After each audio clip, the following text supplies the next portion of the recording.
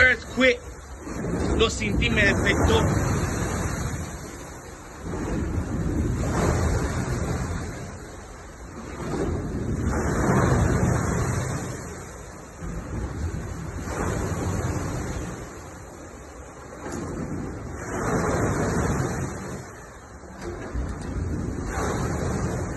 ¿Qué clase de earthquake?